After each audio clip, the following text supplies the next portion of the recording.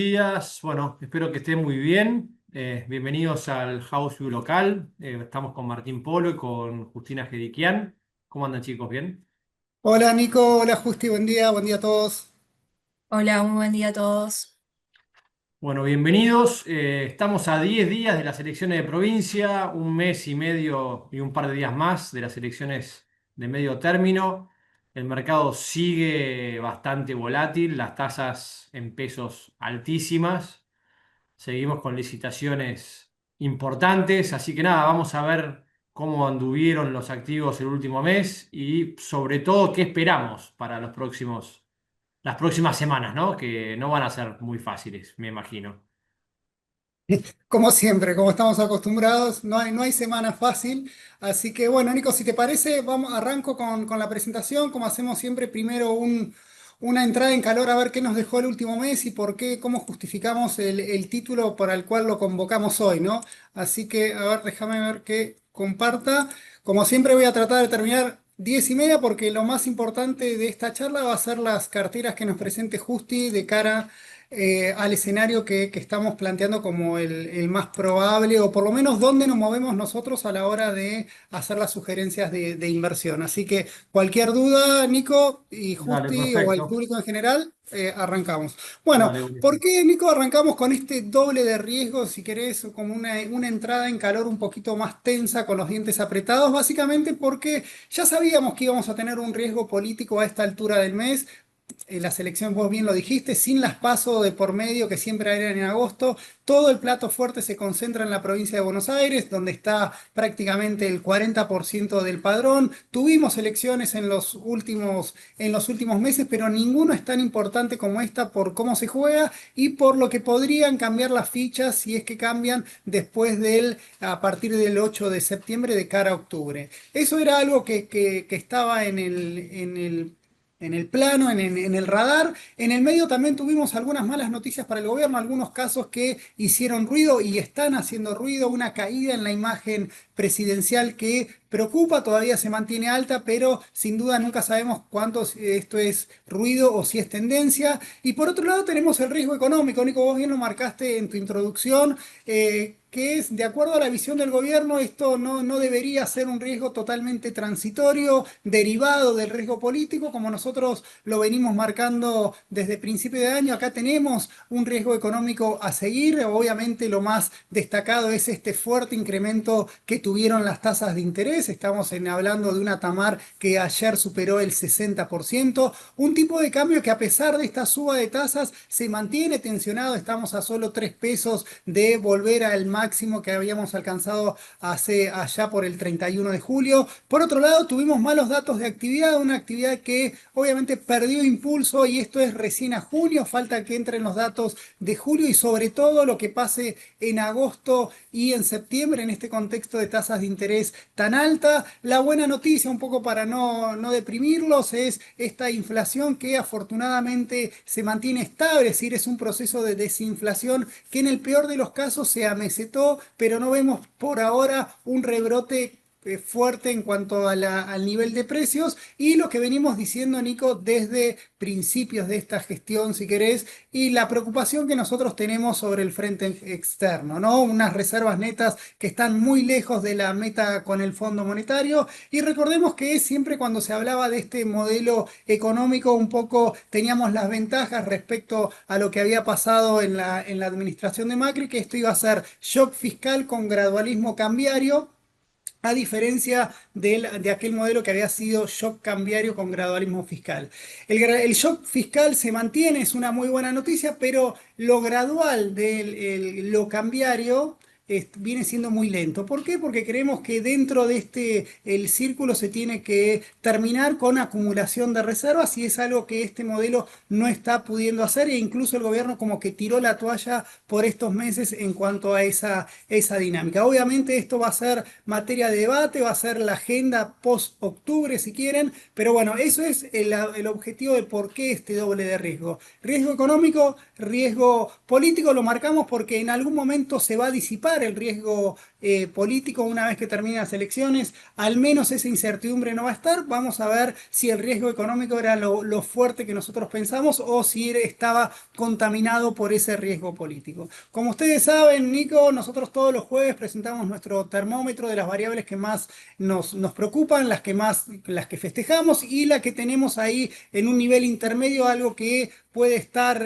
bien una semana y mal la otra, por lo tanto lo ponemos a monitorear. En principio, para ir rápido, Nico, es el ancla fiscal. La verdad, los datos fiscales siguen siendo buenos. Siempre hablamos del resultado primario. Tenemos ahí un debate un poco, me parece un poco superfluo en cuanto a cuánto es el resultado fiscal consolidado. Esto es considerando los intereses. Nosotros el House View pasado hicimos una presentación de cuántos son los intereses devengados, pero para que no se mareen y no tomen una posición, si quieren, sin... Lo importante acá es ver la sustentabilidad de la deuda. Si no quieren contar los intereses que se van capitalizando, bueno, tengan en cuenta que se tienen que dar vuelta y ver cómo viene evolucionando la deuda y si eso es sustentable. Nosotros creemos que obviamente no vemos un problema fuerte en cuanto a la deuda, pero sí, obviamente con estas tasas y una deuda en pesos que crece en porcentaje de la deuda total con tasas de interés tan altos, obviamente hay que prestarle atención, es un riesgo a seguir, pero bueno, a medida que baje la inflación, quizás ese debate se vaya diluyendo y vamos a tener verdaderamente cuál es la verdadera sustentabilidad de la deuda sin estar sacando el componente real, que la inflación, que el tipo de cambio, bueno, ahí se resuelve todo en el nivel de la deuda y después compararlo contra un PBI real, ¿no? Un PBI que ni siquiera el del mes, ni siquiera el de los últimos 12 meses, sino el PBI verdadero que se estima en cada presupuesto. Por otro lado, otra luz verde que tuvimos en este último mes, aunque como lo destacamos un poquito anaranjada o amarillita por la suba que tuvo en el margen, pero en términos de la película la inflación sigue estando estable en ese nivel entre el 2% si quieren. Por otro lado, empezamos con lo amarillo, este déficit externo. En este house view no me voy a extender mucho en las variables del sector externo, ya la venimos comentando todo el tiempo, no los quiero aburrir. Mañana se publica el balance cambiario de julio, así que se los guardo para la próxima. No cambiamos nuestro view en cuanto a cuáles son las verdaderas tensiones que tienen el mercado cambiario. Por otro lado, tenemos el tipo de cambio volátil y alcista. Parecía que aquel 1360 que había alcanzado a fines de julio había llegado y a partir de entonces el gobierno con el antídoto de la suba de tasas lo iba a domar. Bueno, esa domada duró 15 días y en las últimas 2 semanas tuvimos un tipo de cambio mucho más demandado y por eso ya está alcanzando prácticamente el máximo. Vamos a ver cómo termina hoy. Aún le queda un poquito recorrido sobre el techo de la banda, pero bueno, lo cierto es que estamos del centro de la banda al techo en un nivel intermedio, ¿no? Y con una presión con un gustito a que tiene ganas de ir a buscarlo. Vamos a ver cómo termina. Por otro lado, las reservas netas están flat totalmente. Esto es como una tarea, bueno, hablemos después de las elecciones porque de acá hasta noviembre no creemos que vengan buenas noticias de esto creemos que van a tener malas noticias de esto, van a seguir cayendo. Así que por ese lado sigue amarillo, le hice precio ahí en ponerle en amarillo y no rojo, básicamente por la estabilidad que muestra. Por otro lado, ahí sí lo rojo, Nicola, el salto de las tasas de interés, no solo por el salto en sí, sino como esto está afectando al punto 7, ¿no? A una actividad que previo a esta suba de tasas ya venía estancada. Esta última semana habíamos tenido el dato de el EMAE de junio que cayó un 0,7% respecto a mayo. En mayo también había caído. Lo cierto es que la economía retrocedió a los niveles de noviembre del año pasado y es probable que en los próximos meses continúe esa tendencia. Tenemos también la sorpresa que tuvimos el lunes, algo que hizo ruido, ¿no? Que es este deterioro en la imagen del gobierno. 15 puntos es lo que cayó. También cayó la confianza del consumidor. Ahí le tomamos prestados algunos datos a la Universidad de Itela, pero eso hizo ruido. Si bien cuando uno lo mira la película de la imagen, si bien está en niveles históricamente altos, bueno, es la más baja desde la gestión de Milei y todavía tiene un camino por recorrer en los próximos meses y vamos a ver cómo impactan los últimos acontecimientos. Y así llegamos, Nico, a cómo esperamos las elecciones, ¿no? Con estos dos riesgos que vamos a tener que ir teniendo en cuenta. Paso rápido esto porque lo hemos escrito también en nuestros weeklies y en nuestros termómetros. Acá la parte del superávit primario, lo que festejamos, ¿no? Una economía que el gobierno sigue un poco ajustando entre dientes, ¿no? Todo el tiempo, si los ingresos vienen mal, ajusta el gasto y eso en ese sentido le permite mantener esa disciplina fiscal, ese superávit primario. Un poco que tuvo ayudín en julio, básicamente por el adelantamiento en las exportaciones, que le permitió un poco compensar esa baja de la alícuota. Nosotros seguimos considerando que, bueno, los ingresos no están asegurados en esta economía, sobre todo cuando el gobierno bajó la alícuota de las exportaciones al agro. Obviamente eso le va a costar. También había bajado el impuesto país, todas cosas que festejamos, pero a la hora de decir, bueno, si con esto está asegurado el superávit primario, bueno, hay que ir viéndolo, porque esto es lo que lo deja al gobierno mucho más expuesto a aplicar mucho más motosierra de lo que lo está haciendo. Como ves, Nico, aplicar motosierra genera esa tensión. Lo vimos, lo estamos viendo este año en el Congreso, en el cual el gobierno no ganó ni una votación en el recinto, y obviamente también tuvimos la noticia de que empiezan a resquebrajarse esa blindada que tenían de los vetos, ¿no? Siempre hay que en un esquema democrático la negociación está a la orden del día, el gobierno no está teniendo éxito en esa negociación, así que bueno, en un contexto en el cual el gobierno dijo que va a llegar al 1,6 del PBI, nos parece un tema desafiante de acá a los próximos meses. Me parece que está un poquito, va a tener que trabajar mucho para eso, salvo que se siente en la caja y siga con esta tensión en que no, digamos, frena la obra pública, frena transferencias a provincias. Bueno, más de lo que venía haciendo, bueno, eso quizás pierda por otro lado que sea en cuanto a la fortaleza política, ¿no? No todo es gratis, pero bueno, nos quedémonos con que la disciplina fiscal se mantiene y que este año vamos a tener un superávit. Quizás un 1,3, nosotros estamos por debajo de lo que dice el gobierno. Recién esto va a perder debate porque el gran resultado se va a dar en diciembre y en diciembre se va a conocer allá por mediados de enero. Va a estar la gente, si Dios quiere, de vacaciones y bueno, va a perder un poquito de rating. Pero bueno, vamos a seguir viéndolo. Y recuerden que en 2026 tenemos que lograr un superávit mayor a ese 1,6, un 2,2%, ¿no? Por otro lado, el tema inflacionario, ese repuntecito que vimos de la inflación en julio, un 1,9%. Es un ruido que hace quizás se habían endulzado mucho con la baja al 1,5%, que si quieren nosotros va más en línea con lo que pensábamos hace unos meses, que la inflación iba en ese escalón al 2 para llegar en el tercer trimestre al 1%. Bueno, ahora esto cambió, vamos al 2 y probablemente mantengamos esa tendencia de para agosto nos está dando 2,3 y quizás para septiembre y octubre más o menos en esos niveles. Obviamente es una buena noticia que el pass-through sea bajo, como siempre digo.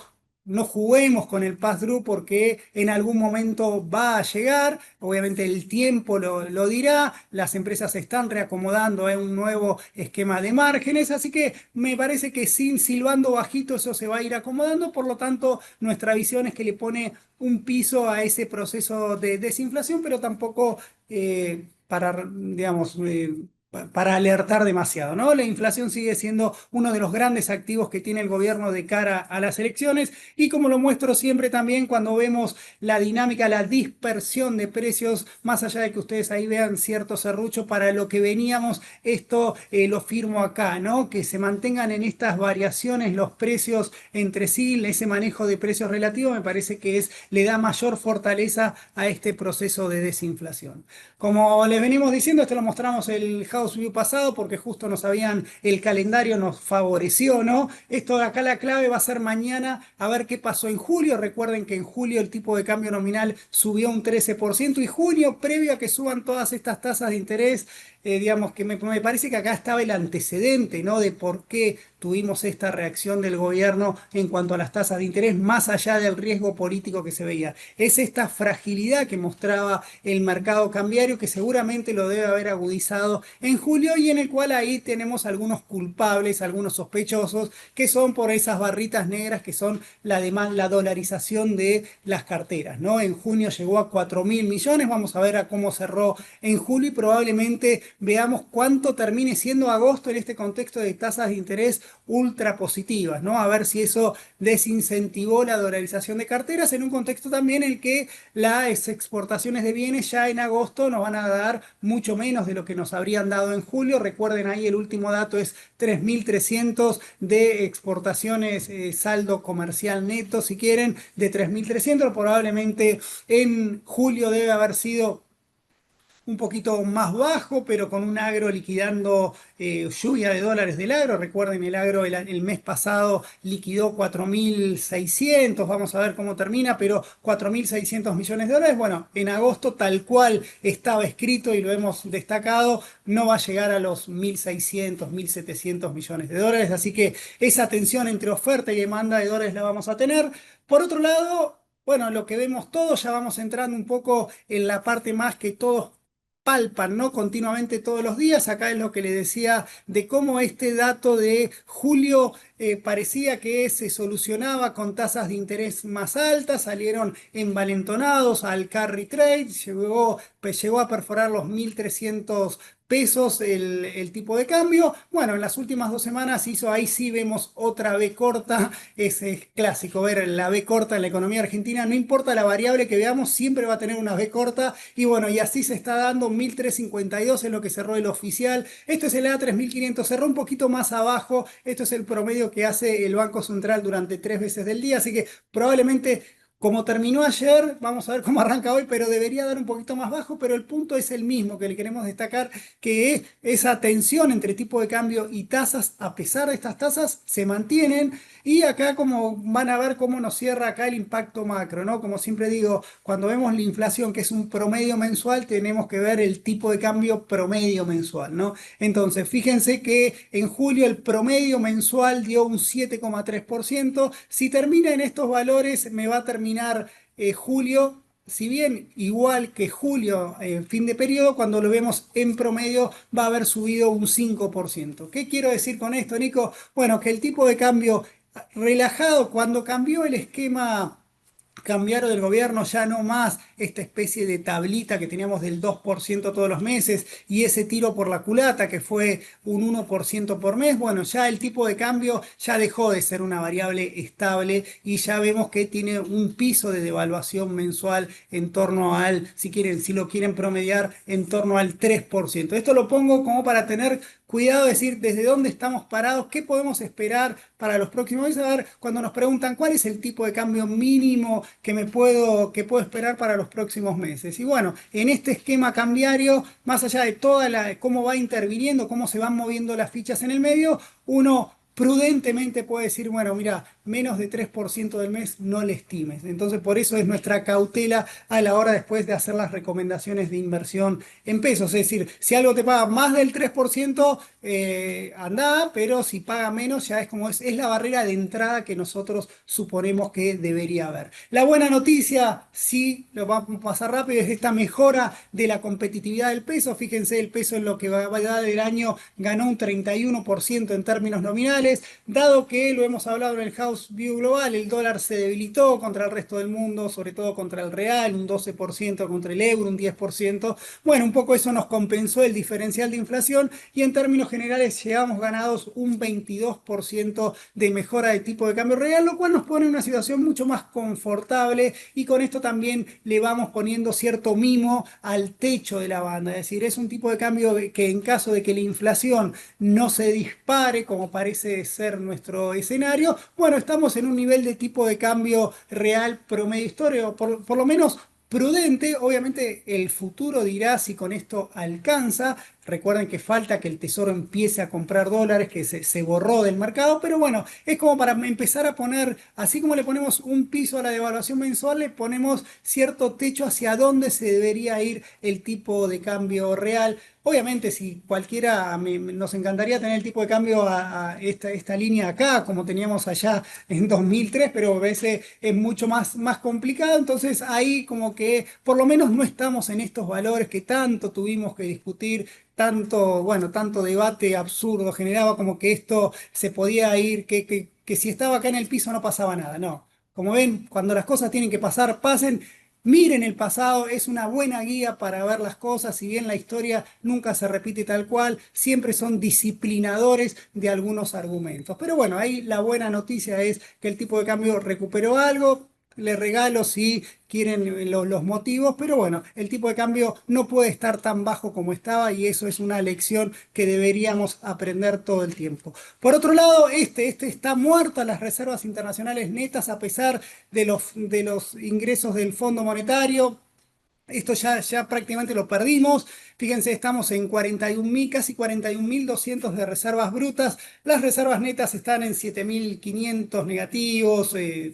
Si quieren 7.300, vamos a ver ahí cómo cambia el número. Aún flexibilizada la meta con el fondo, estamos lejísimos. Y lo importante acá, Nico, es estamos lejísimos sin que el Tesoro esté interviniendo, ¿no? Entonces, obviamente acá está un poco el kit de la cuestión de este equilibrio de tasas que vamos a ver, tipo de cambio y tasas que vamos a ver más adelante. Este número necesita subir, necesita irse al menos a cero, así que bueno, esta si quieren si quieren la cuchilla que tenemos en la espalda todo el tiempo y vamos a ver si esto es más fuerte que el riesgo político o si esto es lo que me genera riesgo político por lo que puede venir después, ¿no?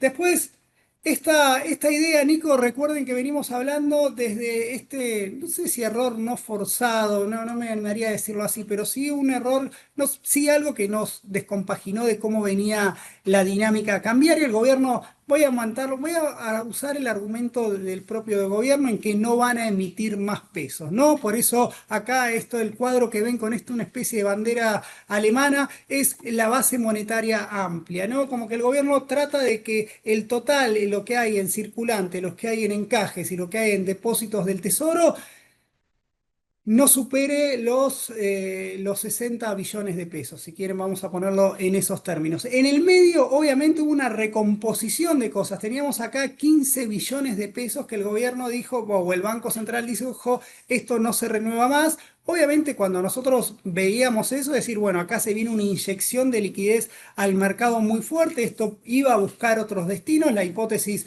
más optimista es, bueno, estas LEFI, los bancos van a ir tranquilamente, sin chistar, a comprar LECAP corta, eso iba a bajar las tasas y un cuentito feliz. Bueno, como ustedes saben, eso no pasó. Obviamente descolocó al gobierno, también nos descoloca a nosotros el gobierno con cómo va reargumentando su política cambiaria, pero fíjense acá cómo van, cómo se los puedo resumir. Bueno, todo este área amarilla fue a buscar dos áreas, ¿no? Que es en este principio el área negra, que es el gobierno, la respuesta que tuvo el gobierno es o que vaya al área negra o que vaya a los depósitos del Banco Central. Obviamente, si todas las LEFIs van al área negra, que serían los encajes en efectivo, obviamente para el sistema financiero sería algo muy negativo porque es algo que dejan de percibir rentas. Entonces lo que está haciendo el gobierno en parte es permitirles que integren parte de ese aumento de encajes con títulos públicos. Entonces,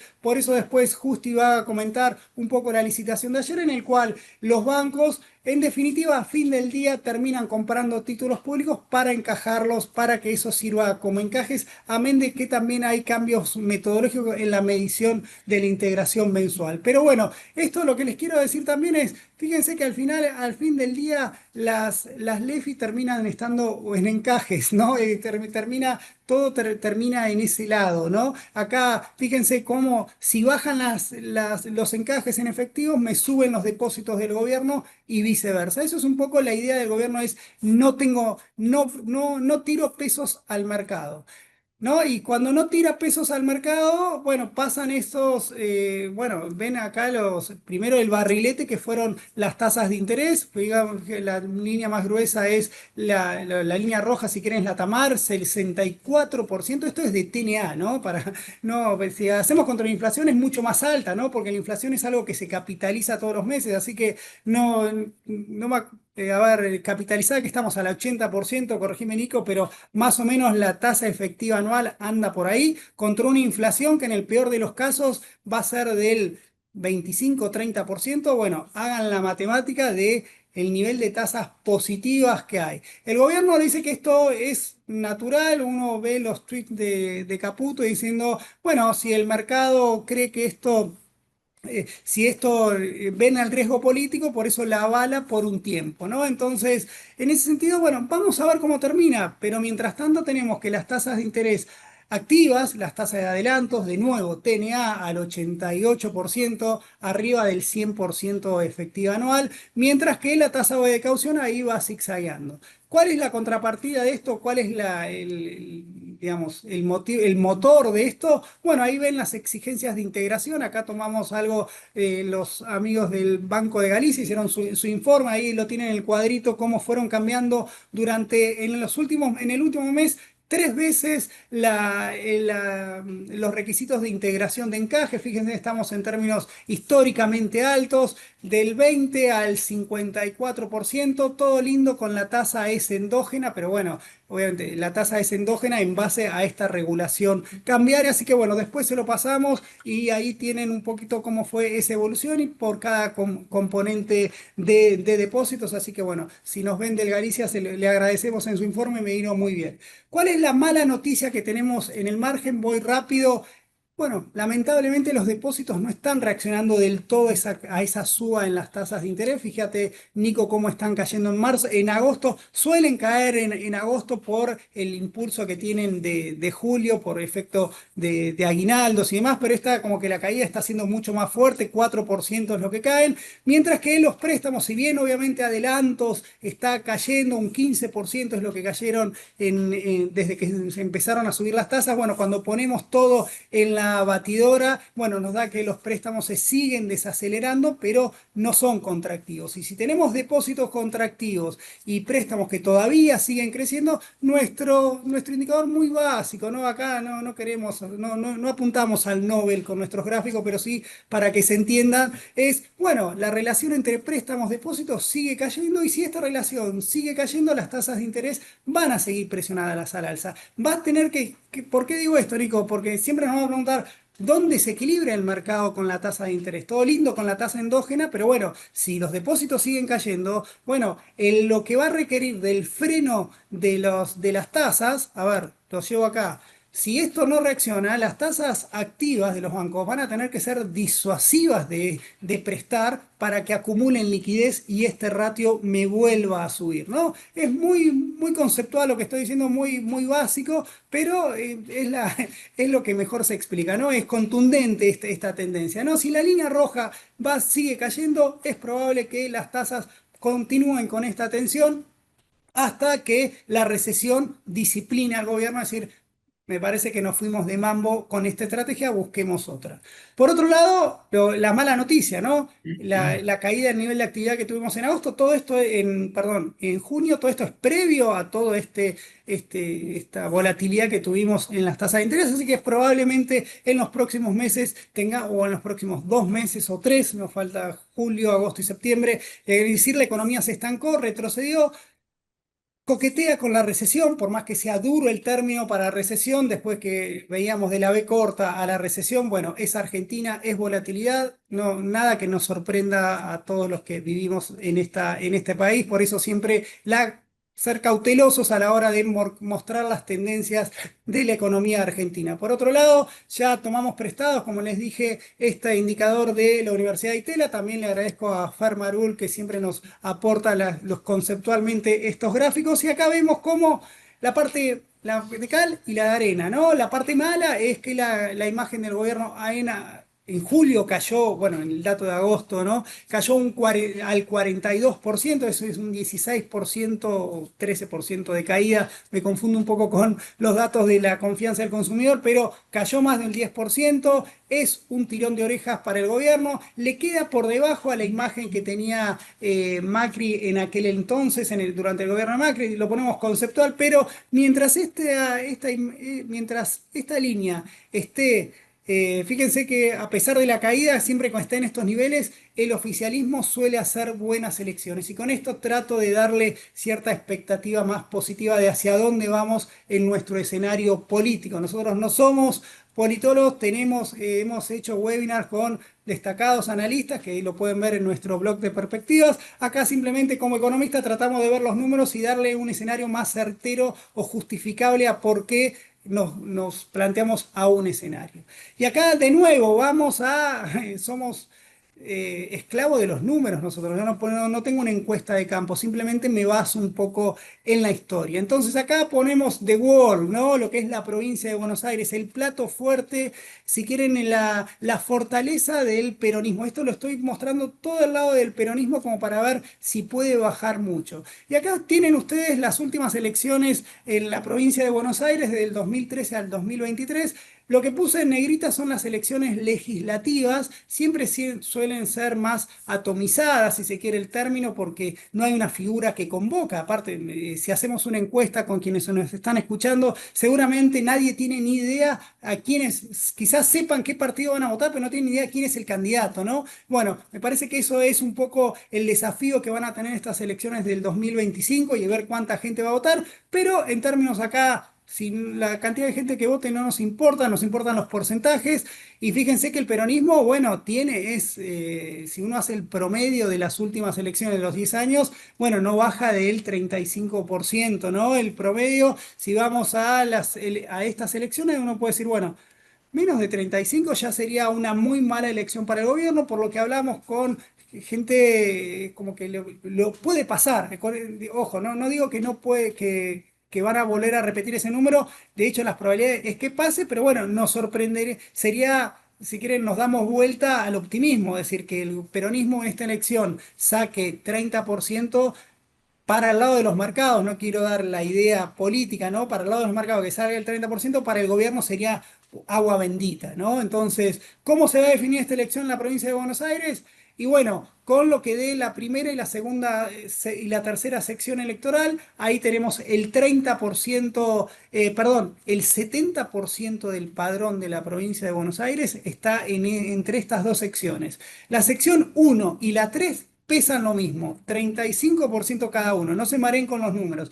Lo que pasa que en la tercera sección es donde, si esa es la fortaleza, si la provincia de Buenos Aires es la fortaleza del peronismo, bueno, la tercera sección es digamos, donde comandan el campo de operaciones, ¿no? Fíjense ahí qué difícil va a ser que saquen menos del 45% en esa sección. Con eso le decimos nosotros que va a ser un escenario de que nosotros para el 7 de septiembre, si nos preguntan, nosotros con los dientes apretados, empate. Si sale mejor que eso, chapó, buenísimo para el mercado, seguramente puede tener una buena segunda semana de septiembre, pero me parece que no están dadas las condiciones como para arriesgar demasiado. Los números son bastante crueles como para mandarse a que esto sea un triunfo asegurado. Y después nos vamos hasta 2025, que se juega, ¿no? Entonces acá, cuidado que nos cambie un poquito el escenario, porque ahora, dado que la Libertad Avanza y el PRO ya son uno solo,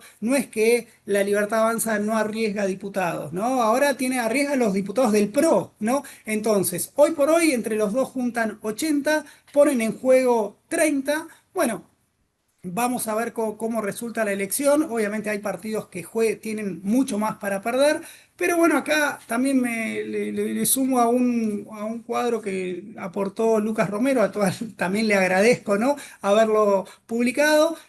Simplemente la lectura de esto es personal, ¿no? No es lo que dijo él, pero sí más o menos lo que yo puedo deducir es un escenario del 40%, se lo resumo rápidamente. Si el gobierno saca 40%, uno podría pensar que el gobierno supera estos 85 héroes como para bloquear los vetos. Es decir, para avalar los vetos que haga el presidente ante cualquier presión del Congreso para aumentar el gasto fiscal. Vamos a decirlo en esos términos. Eso me parece el escenario razonable. Por eso somos constructivos de cara a octubre. Obviamente no va a ser la agenda del 45% en el cual el gobierno va a soplar y hacer botella, va a pasar todas las leyes y la reforma laboral, impositiva y demás es solo cuestión de tiempo. No, esto nos pone un escenario constructivo no de mayor tensión si el caso que pierda, pero tampoco para salir desnudo a la calle, ¿no? Por así decirlo, ¿no? Obliga a seguir siendo, ahí va a ser cosas para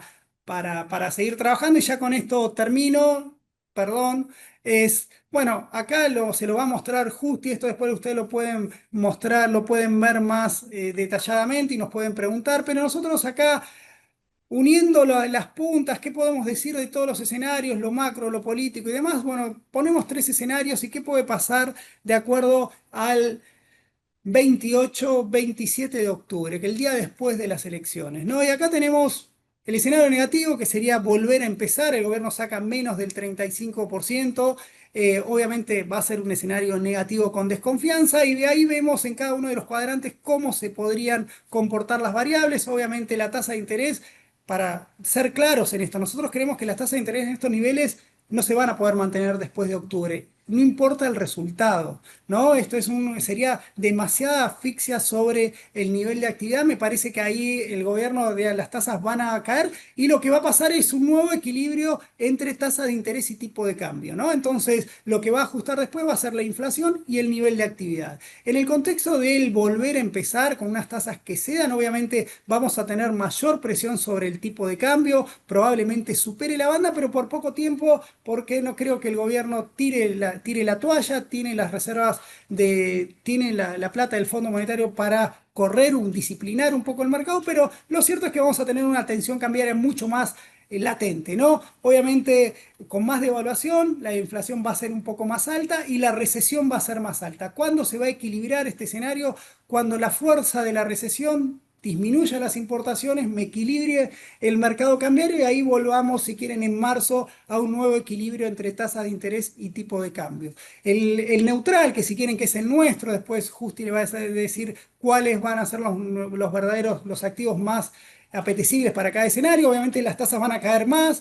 El tipo de cambio creemos que va a ir al techo de la banda, básicamente porque el gobierno va a tener que seducir al mercado para acumular reservas internacionales.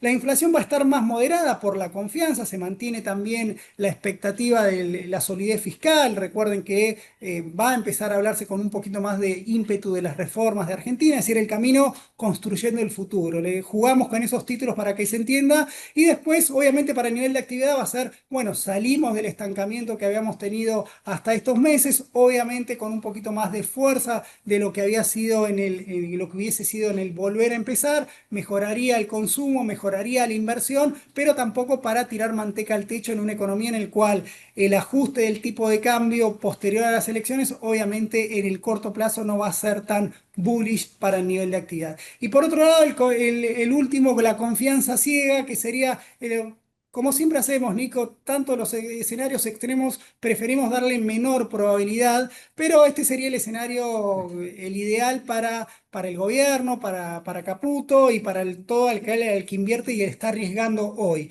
que sería las tasas de interés se derrumban, tenemos un fuerte ingreso de capitales, el tipo de cambio se movería poquito, si quieren, del centro de la banda un poquito más arriba, la inflación cierra al 1% y la economía tendría un rebote. Ese, si quieren, sería el camino, si quieren ponerle color político, sería el camino que desea la libertad avanza. El primero, el volver a empezar, sería el camino más de la oposición. Y el nuestro, humildemente, desde COE, preferimos el camino neutral al de construir el futuro. Y con eso, ahí sí, ya termino, Nico, perdón. Gracias, Pero bueno, Martín. No pasa nada, le pasamos ahí a Justi para que arranque con mercados. Muy brevemente, resúmenes, tasas altas hasta las elecciones, muy negativo para la actividad y el dólar sigue bajo presión, digamos, ¿no? De acá al techo de la banda se moverá, irá y vendrá, pero claramente el gobierno está buscando a como dé lugar con tasas muy altas que el dólar no se vaya por demás, ¿no? Eh, exacto. Nada, interesante e importante ver cómo se arregla esto post elecciones, ¿no? Porque es importante ver que la tasa baje para que la actividad reaccione.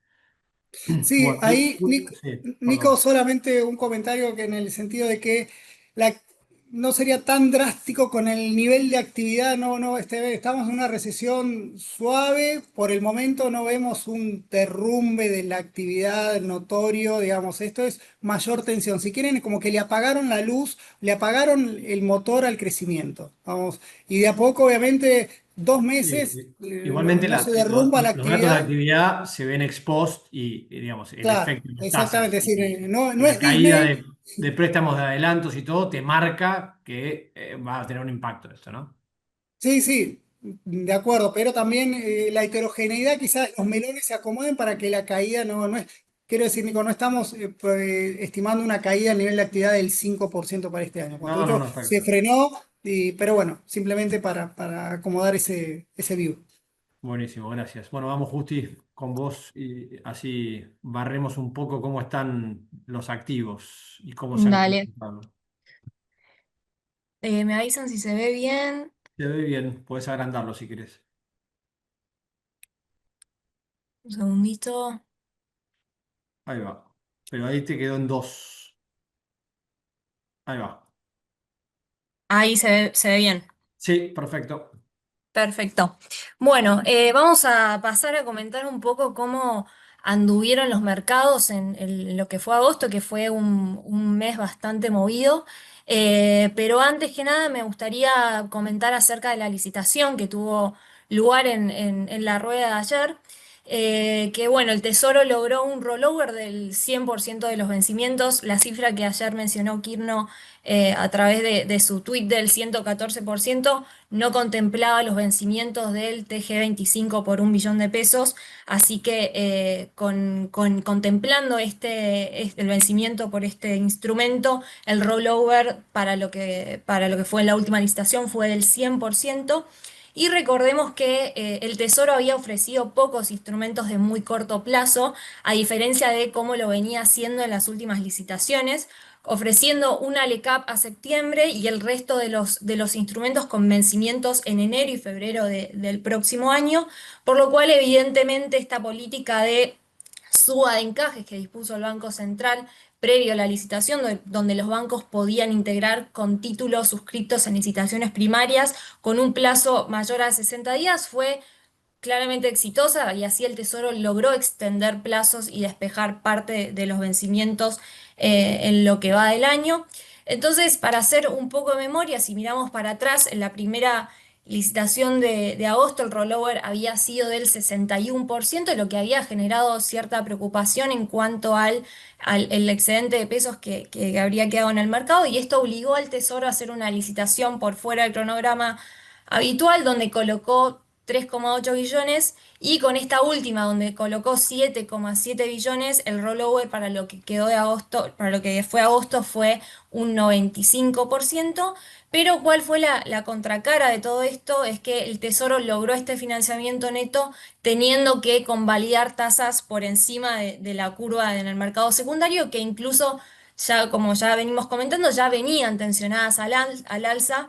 Y esto, bueno, posiblemente para que este excedente de pesos no genere tensiones cambiarias y eventualmente termine condicionando el proceso de desinflación, sobre todo de cara a las elecciones. Y en esta última licitación podemos ver que la tasa que se promedio que se convalidó fue casi el 50% de TNA contra 46% de TNA en el mercado de secundario, y esto termina confirmando que el Tesoro le está costando refinanciar su deuda producto de, bueno, de estas tensiones de liquidez, lo que lo termina obligando a convalidar tasas bastante elevadas para sostener esta demanda.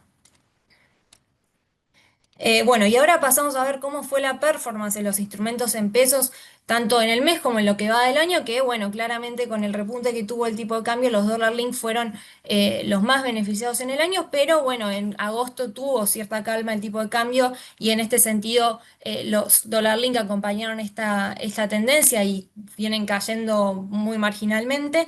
Y también lo que podemos ver es que los SER fueron los más castigados, cayeron un 4% en el mes y acumulan una suba del 4,2% en lo que va del año. Y bueno, agosto también bueno, en todo este contexto fue en el que los SER fueron bastante castigados e incluso los instrumentos a tasa fija también fueron castigados, vienen cayendo un 1,2 en lo que va de agosto, en un contexto en el que el gobierno reforzó la política de absorción de pesos mediante, bueno, la suba de encajes, el cambio de la exigencia de encajes de promedio mensual al cálculo diario, también estas incorporación de licitaciones por fuera del... Uy, perdón, se me fue la presentación.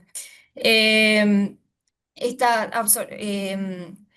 licitaciones por fuera del cronograma habitual y estas medidas que, bueno, obviamente orientadas a limitar el excedente de liquidez para evitar las presiones cambiarias y que esto no comprometa el proceso de desinflación, derivaron en un fuerte aumento tanto en los costos de fondeo como también en una mayor inestabilidad de las tasas de muy corto plazo. Si vemos la evolución de las tasas en el gráfico a la derecha, vemos que la tasa repo pasó del 17,8% a mediados de julio hasta el 66% eh, ahora en agosto. También, bueno, la tasa de LECAPS a 30 días a mediados de agosto estaba en 25% de TNA y ahora está en 52% de TNA.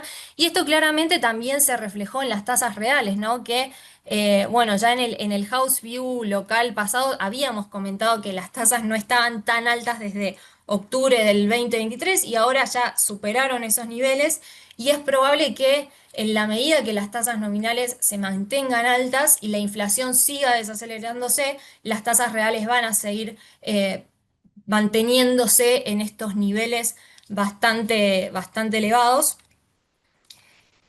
Y bueno, ¿qué es lo que está descontando el mercado en todo este contexto, ¿no?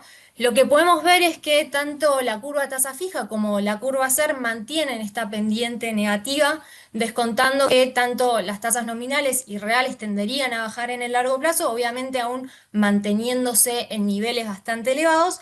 Y también si vemos la inflación implícita y la devaluación implícita en los contratos de futuros, podríamos inferir que el mercado estaría descontando un tipo de cambio real más alto entre 2025 y 2026 con una devaluación implícita que se acerca al 4,9% mensual en septiembre y 4,2% mensual en octubre, mientras que la inflación implícita se ubica en un 1,9% para estos plazos. Ya la inflación implícita corrigió al alza la semana pasada, estaba aproximadamente en 1,3, 1,4. El día de ayer repuntaron mucho los bonos SER y eso hizo que subieran las tasas implícitas, la inflación implícita en los bonos. Y además, en cuanto a los contratos de futuro, a partir del contrato de diciembre, el tipo de cambio ya se ubica por encima del techo de la banda. Esto lo podemos ver eh, en este gráfico. Ya se ubica, a partir del de diciembre, ya se ubica por encima del techo de la banda. Esto incluso en un mercado de futuros que parecería haber estado intervenido bueno, en julio y agosto, cuando comparamos la variación diaria del interés abierto y los volúmenes negociados que vienen superando bastante el promedio. Bueno, y acá en el gráfico podemos ver que también a partir del contrato de diciembre, perdón, respecto a las estrategias de carry, ¿no? En agosto tuvimos unas semanas positivas con un tipo de cambio que se vio un poco más distendido durante las primeras semanas del mes, pero que, bueno, el que entró hace 10 días en un tipo de cambio en 1300 probablemente hoy ya esté con rendimientos negativos. Y por eso siempre destacamos el timing que tienen estas estrategias, ya que es muy difícil anticipar estos movimientos bruscos que pueda tener el tipo de cambio, pero bueno, también seguimos viendo que ya a partir del contrato de noviembre, con esta fuerte suba que tuvieron las tasas, bueno, el tipo de cambio, ya a partir de la LECAP de noviembre se empieza a ubicar por encima del techo de la banda. Obviamente que esto es una estrategia un poco arriesgada, ya vamos a ver los distintos escenarios donde nos posicionamos. Eh, pero bueno, pasando a quizás lo que Gusti, probablemente sea... ¿te puedo hacer Sí, una pregunta? O sea, que los futuros se estén ubicando a partir de diciembre por encima del techo de la banda implican que el mercado está nervioso respecto de lo que puede hacer el gobierno después de las elecciones, Exacto, un poco atado a el nivel de tasas que estamos teniendo, ¿no? O sea, cómo logran acomodar o cómo logran reordenar que las tasas de interés vuelvan a bajar. Bueno, posiblemente, como había también comentado Martín antes, tengan que hacer algún tipo de ajuste en el tipo de cambio, quizás que les permita volver a generar esa confianza o esa demanda de pesos para invertir en tasas altas, ¿no? Que exacto. posteriormente lo que hagan es bajarlas. Sí, o sea, el mercado te está como exigiendo quizás un tipo de cambio algo más alto, lo que comentaba recién, que se ve también en el tipo de cambio real que está descontando el mercado, ¿no? Ujú. Pero sí, o sea, el mercado está exigiendo este tipo de cambio más alto también incluso para que pueda empezar a incentivarse nuevamente el carry, ¿no? Eh, Así que bueno, pasando a esto que probablemente, como decía recién, sea lo más interesante, que son las alternativas de inversión en cada uno de los escenarios, esto es en cuanto a lo que sería la curva de pesos, y cuáles son los retornos potenciales que los anualizamos a mediados de diciembre del 2025 para cada uno de estos escenarios. Bueno, primero repasamos brevemente cada uno de los escenarios. Un escenario optimista, donde un mayor ingreso de capitales por una caída en el riesgo país tendería a que las tasas puedan bajar más rápidamente y el tipo de cambio se mantendría entre el centro y quizás tocando el techo de la banda, pero la inflación seguiría, la desinflación seguiría su curso y probablemente converja más rápidamente al 1%. Después, en un escenario un poco más neutral, que quizás es donde más nos posicionamos nosotros, es donde, bueno, un escenario favorable, pero tampoco una victoria tan contundente del gobierno en las elecciones, donde se disipa el riesgo político, baja un poco el riesgo país, quizás no tanto como se esperaba, y ahí las tasas bajan, pero de forma un poco más gradual, y el tipo de cambio se acercaría al techo de la banda y la inflación moderaría un poco su ritmo de desinflación, y un escenario negativo un poco más extremista donde probablemente el riesgo país suba y ahí se dificulte el ingreso de capitales. Y ahí, bueno, el Banco Central, incluso a pesar de todo esto, bueno, como comentábamos recién, las tasas en cada uno de los escenarios tenderían a bajar, y en este escenario se necesitaría un tipo de cambio real más alto para poder equilibrar el frente externo, lo que implica que el tipo de cambio podría incluso superar el techo de la banda y esto podría traducirse en una inflación con un piso algo más alto. Y bueno, entonces, en base a estos escenarios, ¿cuáles son los títulos que más rendirían? Bueno, lo que hicimos acá, como comentaba recién, fue anualizar el rendimiento directo que tendrían los instrumentos hacia fin de año para así poder compararlos. Y en el escenario positivo lo que podemos ver es que los títulos a tasa fija serían los más atractivos, con un rendimiento promedio cercano al 64% de TNA, seguido de los duales con rendimientos del 60% de TNA promedio, mientras que los SER y sobre todo los Dollar Link perderían atractivo. Y bueno, después pasando a un escenario un poco más neutral, la performance quizás sería un poco más equilibrada entre los instrumentos, los Dollar Link y los duales renderían entre 65 y 67% de TNA, en tanto que los bonos SER y la tasa fija mostrarían retornos de alrededor del 50% de TNA.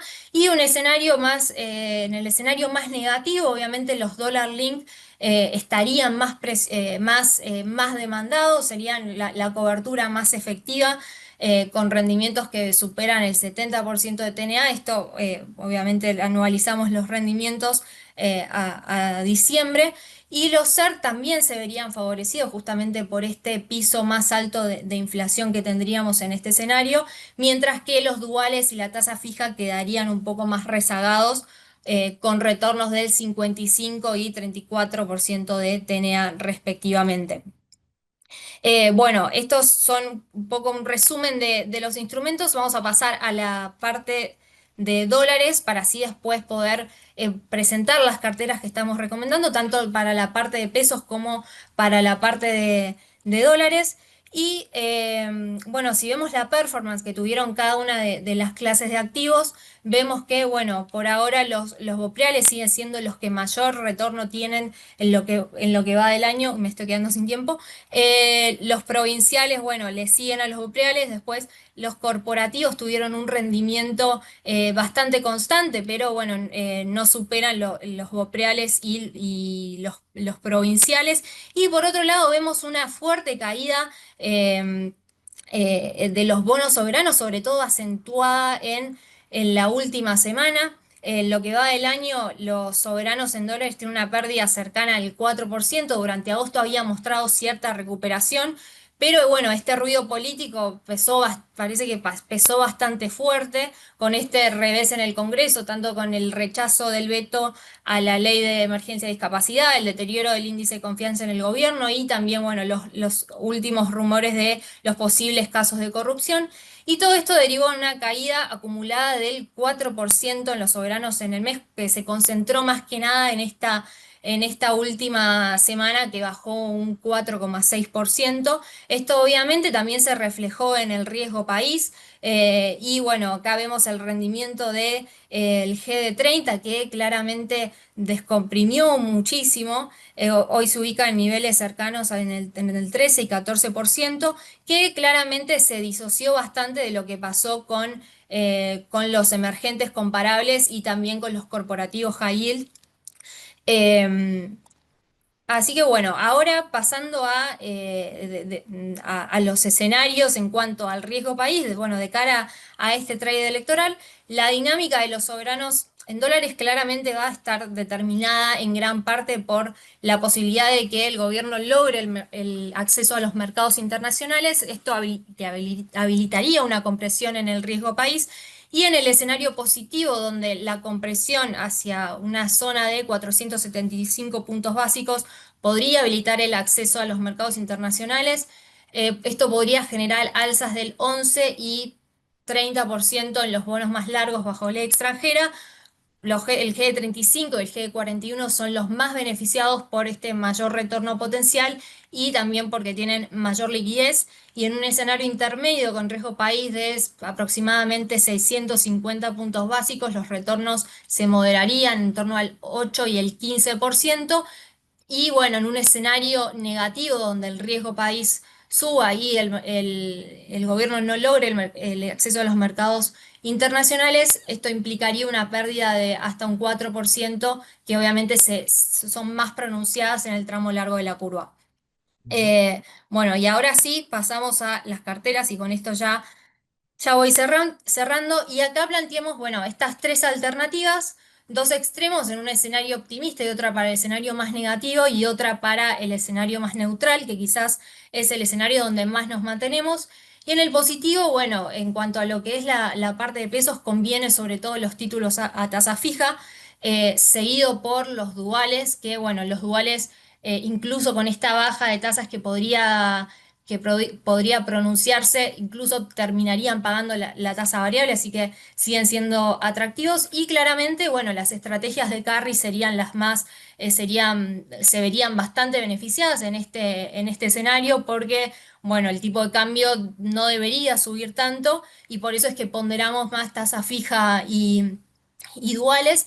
Y en cuanto a la parte de dólares, como decía recién, los más beneficiados ante una caída en el riesgo país serían el G35, el G41 y también ponderamos algo más de provinciales que también podrían verse beneficiados ante una caída en el riesgo país. Y en el escenario neutral, que es donde más nos mantenemos cierta proporción en lo que es la parte de pesos.